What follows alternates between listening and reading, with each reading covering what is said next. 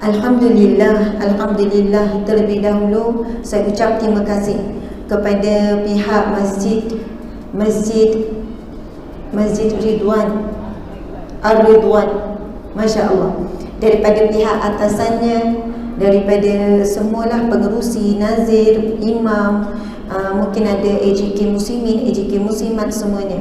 Tadi sempat juga bercakap dengan Tuan Haji, Masya Allah, dengar sekejap daripada Tuan Haji tentang sejarah Masjid Ridwan ni, kan? Jadi saya kalau insya-Allah saya sebutkanlah sedikit apa pengetahuan yang saya dapat tentang masjid ni. Rupanya masjid ni adalah hasil daripada sumbangan wakaf umat Islam. Mula masa saya datang tadi, saya tengok subhanallah masjidnya besar dan jemaahnya sangat ramai, Masya-Allah. Kemudian pergi ke tandas, kan, perjalanan agak jauh tu, kan, besarlah maksudnya kemudahan. Sekarang dilengkapi dengan aircon, kemudian ada kipas gergasi ni. Kipas ni saya rasa puluh ribu juga, kan, ada kipas gergasi, subhanallah, kemudahan. Kemudian Al-Fadhil Tuan Haji kata, Ustazah, masjid ini kategori di kalangan masjid miskin. Maksud masjid miskin ialah, maksudnya setengah masjid pendapatannya tinggi, setengah masjid pendapatan tinggi, terutamanya bukan pendapatan, kita sebut sumbangan infak orang ramai itu tinggi, terutamanya pada waktu Jumaat. Namun Hulu Kelang ni kali pertama saya rasa saya sampai. Kelang tu biasa sebab kawasan penduduk setempat ni ramainya di kalangan, maksudnya bukanlah kawasan elit, minta maaf, bukan nak membezakan ya, maksudnya subhanallah di kawasan penduduk yang sederhana. Jadi tetapi kos yang ditanggung oleh pihak masjid sangat tinggi. Namun kerana hasil infak orang ramai, subhanallah, boleh beroperasi dengan baik. Dia kata sejarahnya dulu kipas pun tak ada, setengah jemaah datang bawa kipas sendiri, buat extension sendiri sebab panas. Saya rasa orang lama dulu kat sini mungkin tahu sejarah masjid ni. Jadi subhanallah, insya-Allah. Jadi di antara masjid yang mana kita rasa sangat berbaloi untuk kita infak, selain daripada masjid-masjid yang lain, masjid yang sangat diperlukan, maksudnya memerlukan sumbangan kita untuk mereka beroperasi. Yang saya tahu antara jadual penceramah di sini Ustaz Ahmad Dusuki 4 kali sebulan. Lepas tu Ustaz Zulur Ramli juga. Kemudian aktif programnya di sini, Masya Allah, subhanallah. Kemudian ni ada encik yang buat ni selama 1 bulan, kan Ustaz, kan? Sebab ada orang infak untuk 1 bulan rakaman sepanjang bulan Ramadan dan sebagainya. Subhanallah. Kita berada di sebuah masjid yang mana setiap batu batanya adalah hasil infak umat Islam. Siapa yang menyumbang, subhanallah, dia dimanfaatkan, bukannya disimpan tapi dikeluarkan. Hadis Nabi SAW, barang siapa yang membina masjid ataupun menjadi sebahagian daripada orang yang membina, membangunkan masjid, akan dibina istana di syurga. Subhanallah. Jadi tentang masa depan kita di syurga ataupun di akhirat, kita sedang membinanya sekarang. Siapa yang suka untuk rumahnya dibina, istananya dibina di syurga Allah Subhanahu Wa Taala, pilihannya dibuat sekarang. InsyaAllah, mudah-mudahan kita pulang nanti, sebelum kita keluar daripada masjid ni, kita carilah mana-mana tabung mengikut kemampuan. Ini bulan Ramadan, Allah nilai berkali ganda, Masya Allah. Alhamdulillah. Apa khabar semua? Alhamdulillah, sihat walafiat. Bakal ketua bidadari syurga Allah sekalian. Amin ya rabbal alamin. Masya Allah, Allahu Akbar. Pada saat ini para malaikat rahmat sedang menjadi saksi di atas perhimpunan kita. Allah memerintahkan, dan memang hadis Nabi sebut sesungguhnya para malaikat rahmat melabuhkan sayap di rumah Allah, maksudnya berhenti duduk bersama dengan kita. Kemudian di majlis ilmu, ada hadis Nabi bersabda, berpagi-pagi kamu menuju ke majlis ilmu itu lebih dicintai daripada solat sunat 1000 rakaat. Masya Allah, Allahu Akbar. Boleh baca dalam kitab Hidayatus Salikin. Hadis ini disebutkan dalam bab tuntutan mencari ilmu. Subhanallah.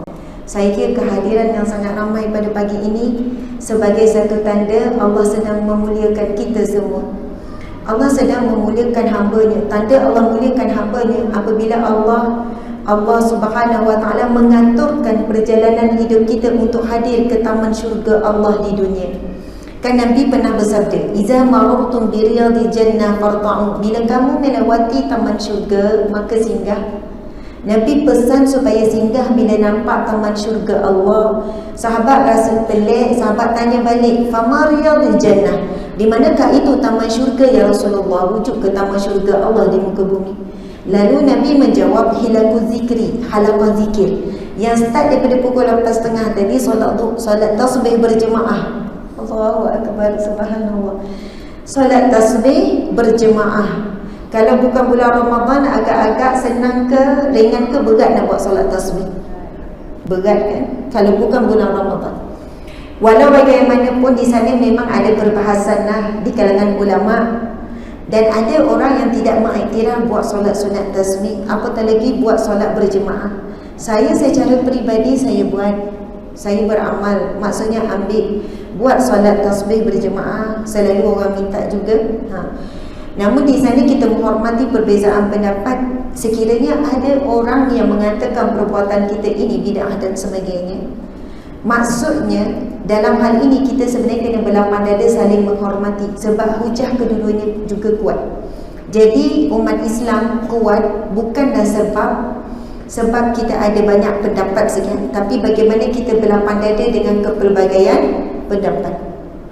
Subhanallah, kalau kita rujuk hadis Nabi SAW berkenaan dengan sunat tasbih ni, solat sunat tasbih ni, ulama dia berbeza pendapat pada takhrij hadis tu. Ada yang kata hadis ini hadis yang hasan, ada kata sahih, ada hadis ni hadis yang dhaif dan sebagainya. Tapi suka untuk saya sebutkan tentang hadis solat sunat tasbih tadi yang kita buat beramai-ramai tadi. Nabi pernah berkata kepada seorang sahabat, saya tak ingat sahabat yang terdekat, Muaz begitulah.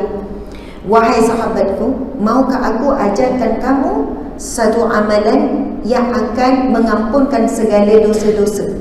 Dosa yang besar, dosa yang kecil. 4 kategori dosa. Yang kedua, dosa yang lama dan dosa yang baru." Kita banyak dosa lama ke dosa baru? Dosa yang lama, para muslimat sekalian. Start balik dulu, masa dulu jahil lagi, betul tak? Masa muda dulu pakai skirt tak ibu-ibu ni? Pakai skirt kan? Tak tahulah baju terbelah mana, terbelah situ sini. 30 tahun yang lepas, betul tak? 40 tahun yang lepas, walaupun dah balik. Masa tu bersalam je dengan semua orang, betul kan? Ramai mana yang masih free hair masa tu? Nak sebutnya, tidak ada di kalangan kita sehingga saat ini boleh jamin Allah telah mengampuni dosanya ketika muda dahulu. Sebab itu ada seorang ahli ibadah, ahli sufi, juga ahli ulama, seorang guru. Di hujung usianya, buta matanya kerana dia menangis tanpa henti. Lalu anak muridnya bertanya, "Wahai Syekh, kenapa kamu menangis sampai buta mata?" "Aku mengenangkan dosa-dosaku waktu mudaku dahulu." Sebelum dia diberi ilmu, diberi hikmah, diberi makrifah oleh Allah. Lalu anak murid bertanya, "Wahai Syekh, kamu tanpa henti beribadah siang dan malam, kamu mengajarkan kami ilmu dan sebagainya. Sudah tentu Allah telah ampunkan." Syekh kata, "Tidak ada siapa yang boleh jamin di sini bahawa dosaku telah diampunkan oleh Allah. Selagi mana aku belum lagi mati, aku belum tahu jawapannya di alam kubur." Kita pula senang hati saja, rasa diampunkan Allah, kan? Bila minta ampun, bila istighfar, rasa selesai, rasa okey, rasa semua beres, senyum, tidur lena, makan kenyang. Subhanallah. Tapi nak bagi tahunya antara ikhtiar kita ibu-ibu sekalian, solat sunat tasbih. Sebab Nabi kata yang pertama menghapuskan, memadamkan dosa-dosa kamu yang besar ataupun kecil. Yang kedua, dosa-dosa yang lama ataupun yang baru. Yang ketiga, dosa yang kamu ingat ataupun kamu lupa. Mana banyak dosa ingat ke dosa lupa? Yang lupa, kalau kita tanya semalam pun, semalam ada buat dosa apa ya? Boleh kita jawab, rasa macam tak ada buat apa-apa, tak ada dosa kot semalam. Semalam pagi solat duha, kemudian kita darub, kemudian sampai malam, alhamdulillah tak ada buat dosa apa. Setengah daripada kita tak rasa berdosa, dan tak rasa berdosa tu ahli sufi kata itu adalah dosa. Sebab ia menafikan fitrah manusia itu tidak boleh lepas daripada salah dan lupa.